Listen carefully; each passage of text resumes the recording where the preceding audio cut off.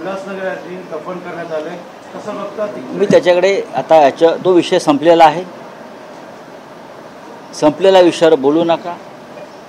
हायकोर्टामध्ये त्या संदर्भात निर्णय होणार आहे किंवा होईल आणि ते विषय आता परत चर्चेला आणू नका. बोला. गुंतवणूकदारांनी शासनाचा भरोसा राहू नका. सध्या अनुदानाचे पैसे मिळत नाही याची शाश्वती नाही, कारण लाडकी बहीण योजनेला पैसे द्यावे लागत आहेत असे गडकरी म्हणाले. प्रश्न परत करा. हा गुंतवणूकदारांनी शासनाच्या भरोशावर राहू नका.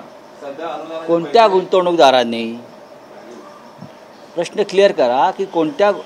एक सत्य आहे की सध्या लाडकी बहीण योजना ही लाडक्या बहिणींसाठी नसून लाडकी बहीण योजना ही उद्याच्या निवडणुकीमध्ये मिंदे गटाला मतं मिळवण्याची योजना आहे, मतं विकत घेण्याची योजना आहे. ही लाडक्या बहिणींवरती फार प्रेम उफाळून आलं आहे म्हणून नाही. आणि त्यासाठी या राज्याच्या तिजोरीत पैसे नसतानाही इतर सर्व प्रमुख योजनांचे पैसे, प्रकल्पांचे पैसे, योजनांचे पैसे या फक्त एका लाडक्या बहीण योजनेकडे वळवलेले आहेत. त्या लाडक्या बहीण योजनेवरून सुद्धा 3 त्यांच्या सत्ताधारी गटामध्ये मारामाऱ्या सुरू आहेत. देवेंद्र फडणवीस यांनी सगळ्या लाडक्या बहिणींचा डेटा घेऊन ज्यांना पैसे मिळत आहेत त्यांना एक व्यक्तिगत पत्र पाठवलं आहे. त्याच्यामध्ये मुख्यमंत्री हा शब्दच वगळला आहे. मुख्यमंत्री लाडकी बहीण योजना आहे, मुख्यमंत्री शब्द वगळला आहे. आणि गडकरी जे म्हणतात ते बरोबर आहे, पण जर अशा प्रकारे पैशाचा अपहार आणि अपव्यय सुरू असेल, तिजोरीत पैसे नसताना, इतर योजना बंद केल्या जात असताना, तर केंद्र सरकारची काही जबाबदारी आहे की नाही? केंद्र सरकारचं वित्त मंत्रालय असेल, गृह मंत्रालय असेल, प्रधानमंत्री कार्यालय असेल, ज्यांना देशाचं आर्थिक नियोजन करण्याचं ज्यांच्याकडे अधिकार आहेत आणि कर्तव्य आहे, आर्थिक नियोजन म्हणतो मी, कुठेही आर्थिक बेशिस्त असता कामा नये, तरच देश पुढे जाईल. अशा वेळेला केंद्र सरकार, वित्तमंत्री, प्रधानमंत्री यांची जबाबदारी आहे की नाही? नितीन गडकरी एक ज्येष्ठ नेते आणि ज्येष्ठ मंत्री आहेत. मला असं वाटतं केंद्रीय मंत्रिमंडळामध्ये त्यांनी या विषयावर प्रस्ताव मांडायला हवा. सर, मोदी आणि अमित शहा संदर्भात उद्धव ठाकरेंनी बोलू नये, त्यांनी आरशात चेहरा बघावा.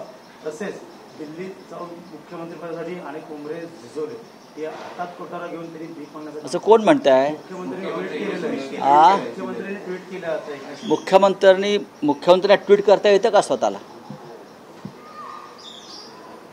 मुख्यमंत्री को ट्वीट करने को आता है क्या?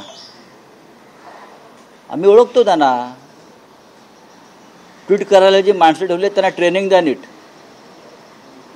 कटोरे घेऊन दिल्लीच्या दरबारात बरं का, आणि गुजराती व्यापारी मंडळाच्या दरबारात गेल्या 2.5 वर्षापासून कोण आहे?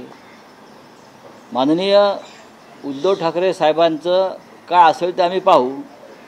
गुजरातच्या दरबारात 2.5 वर्षापूर्वी सुरतला भांडी कोण घासायला गेलं होतं? मोदी शहांची भांडी धुणी भांडी करायला कोण गेलं होतं? तुम्हीच गेला होतात मुख्यमंत्री पदासाठी. आणि आतासुद्धा दिल्लीमध्ये मोदी शहांच्या उंबरठ्यावरचा आपण पाय पुसणार. ज्या दिवशी मोदी शहाचा हात तुमच्या डोक्यावरचा जाईल त्या दिवशी तुमची किंमत या महाराष्ट्रात कचऱ्या इतकी राहणार नाही. हे ठाकरे घराणं आहे आणि या ठाकरे घराण्यामुळेच तुम्ही आज या पदावर पोचलेला आहात मिस्टर शिंदे, हे लक्षात घ्या. आणि ठाकऱ्यांवर बोलताना आपलं पूर्वायुष्य काय होतं ते विसरू नका. हे वारंवार तुम्ही भाषणातून व्यक्त केलेलं आहे. आपण गुलाम आहात गुजरातच्या व्यापार मंडळाचे. जसे मी कालच म्हणालो की दसरा मेळावा घेणार आहेत हे लोक. मुंबईत घेऊ नका. तुमची दसरा मेळाव्याची जागा कुठे आहे? सूरत, जहाँ उनके शिवसेना का जन्म हुआ. 2.5 साल पे उनके पार्टी को तो 2 साल हो गए, 2.5 साल हो गए. तो 2 जगह है वहाँ ये लोग उनका दसरा मेळावा ले सकते हैं. सूरत, क्योंकि उनकी पार्टी का जन्म सूरत में हुआ है. नहीं तो गुवाहाटी, कामाख्या मंदिर के सामने या रेडिसन होटल में जहाँ वो लोग बैठे थे 1 महीने तक. एक तो उनका दसरा मेळावा गुवाहाटी में होना चाहिए या सूरत में। सूरत सबसे बेस्ट है, उनका पार्टी का जन्म सूरत में हुआ।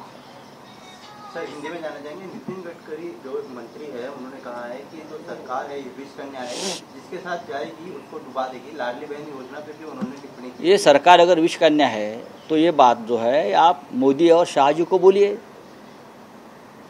वो भी तो विष कन्या के साथ बैठे हैं ना, आप भी बैठे हैं। सत्ता विष कन्या है, विष है, जहर है, लेकिन आप भी 10 साल से 15 साल से वो जहर के साथ खिलवाड़ कर रहे हो ना। आप ये मोदी जी को बात कहिए, अमित शाह जी को कहिए, ये जहर है ना, ये जहर आप जनता को पिला रहे हो और खुद अमृत ले रहे हो, लूट रहे हो मुंबई और देश को। तो लाडली बहन योजना है, ये एक फ्रॉड है। ये हम नहीं कहते, ये मोदी जी कहते हैं। इस प्रकार की जो योजनाएं होती है ये लूटमार की योजनाएं है, भ्रष्टाचार की योजना है। तो ये गडकरी साहब ने इस बारे में एक प्रस्ताव कैबिनेट में रखना चाहिए। वो सीनियर मंत्री है। जिस तरह से लाडली बहन योजना के नाम पर लूट चल रही है देश महाराष्ट्र में, खजाना में पैसा नहीं है, सब योजनाएं बंद हो गई, सब प्रोजेक्ट बंद हो गए। सरकारी जो कर्मचारी है उनको पगार देने के लिए पैसा नहीं है, शिक्षकों का पैसा, टीचर्स का पगार नहीं मिल रहा है, और सभी जो फंड्स है वो एक योजना की तरफ डाइवर्ट किया है। तो गडकरी साहब, आप महाराष्ट्र के भी नेता हैं, आप देश के भी नेता हैं, आप सीनियर कैबिनेट केंद्र के मंत्री हैं, तो आप ये इस बारे में जरा आवाज़ उठाइए दिल्ली में। चलिए, थैंक यू। अमित शाह का मुंबई दौरा है, ये कयास लगाया जा रहा है कि जो सीट शेयरिंग में महायुति को लेकर जो बिगाड़ है उस पर अब अमित शाह जायजा लेंगे, और जो सीट शेयरिंग भाई कुछ भी जायजा ले लो, बैठो, पैसा जमा करो,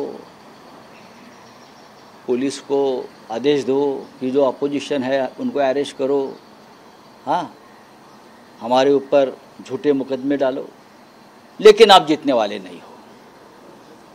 सरकार तो महाविकास आघाडी की आ रही है। संजय शिरसाटनी मोठं वक्तव्य केलेलं आहे। कोणी? संजय शिरसाटनी मोठं वक्तव्य केलेलं सर, महाविकास आघाडी आहे।